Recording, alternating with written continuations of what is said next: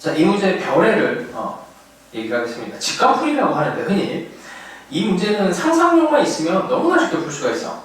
그걸 위해서 이제 평가원에서 나왔던 혹은 수능에서 나왔던 예시를 간단한 걸 잡고 간단한 이론을 통해서 풀어보도록 하겠습니다.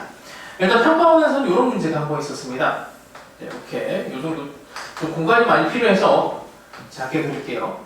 y는 루트 x 위에 p라고 하는 점에 움직여. p라고 하는 애는 t, 루트 t라고 세팅을 하고요.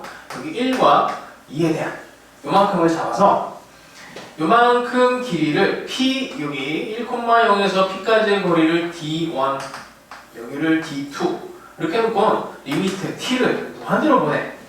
그래서 d1 빼기 d2를 구하시오. 이런 문제가 있었습니다. 아주 유명한 문제예요.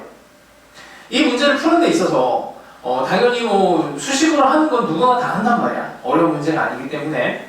근데 이거를 이제 상상을 통해서 한번 이해를 해봅시다. 상상력이 필요해. 이게 실제로 무한대로 가는 상황을 상상을 하면 돼. 자, P가 여기 있습니다. 이렇게 되죠. 이걸 느껴야 돼. 느끼지 못하면 의미가 없어요.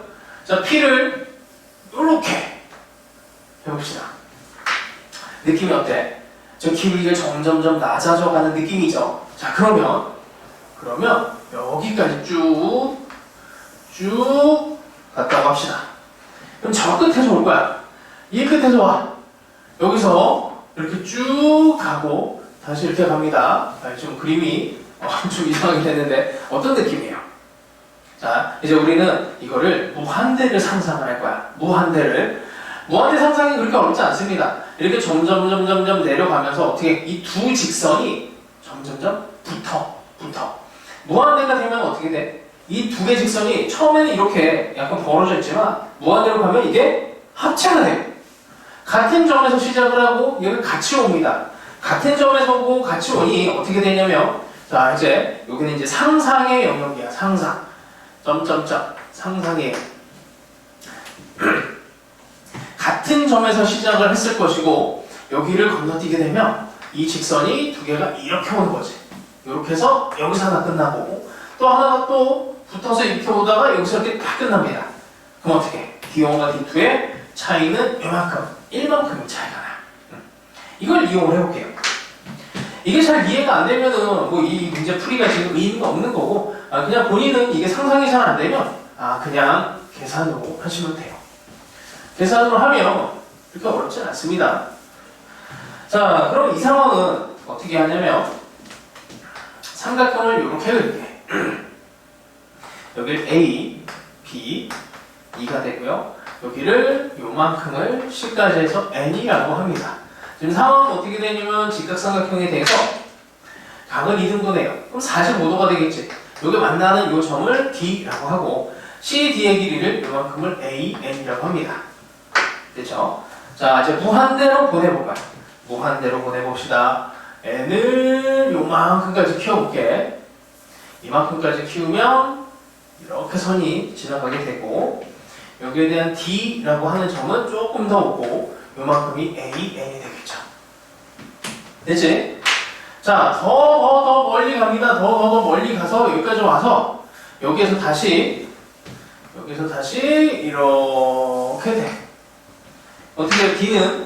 D는 이렇게까지 와.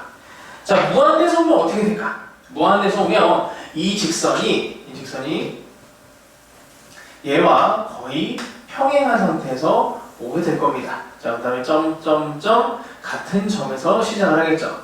이렇게 오는 거야. 여기는 이제 상상의 영역이니까 뭐 이렇게 그릴 수밖에 없어요. 자, 이러고 나면 어떻게 돼? 각의 2등분이 된 요 점은 여기로 수렴을 하게 될 겁니다. 그쵸? n이 무한대로 가게 되면 d라고 하는 점은 이쪽으로 오게 되고 이 삼각형을 보면 45도, 45도 여기가 길이가 2가 돼요. 이만큼의 길이는 n이란 말이야. 이만큼의 길이는 n이기 때문에 여기가 길이가 n 빼기 2가 an이 됩니다. 이 상황이 이게 왜 길이가 n이 되나요? 이 상상은 이런 정도를 생각을 하면 좋을 것 같아. 자, 이 상황이 우리 단위원이죠.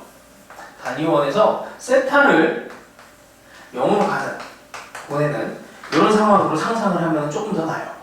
그러니까 무한대 상황과 무한소의 상황은 이게 서로 같은 상황이야. 그러니까 무한대 상황을 아주 멀리서 보면 이렇게 되는 거지. 무한대 상황을 아주 멀리서 보면 이 상황을 이렇게 축소를 하게 되면 이렇게 보여요. 이렇게 보이는 상황이 여기에 세타를 0으로 보내는 세타를 0으로 보내는 상황과 같아지게 되고, 이걸 우리가 많이 해봤습니다. 여기에서 이렇게 차이가 생기는 이렇게 사인 세타, 세타, 탄젠트 세타의 길이가 어떻게 돼? 이걸 좌표축으로 세팅을 해본다면 얘가 y축에 대해서 이 부분을 엄청나게 크게 확대를 해볼게. x축에 대해서 1이라고 하는 x축에 대해서 일단 이 원, 이 하얀색 이 부분을 그림을 그리면 이렇게 되는 거예요. 이렇게 거의 수직으로 가게 돼요. 수직으로. 이게 바로 접선의 개념입니다. 접선.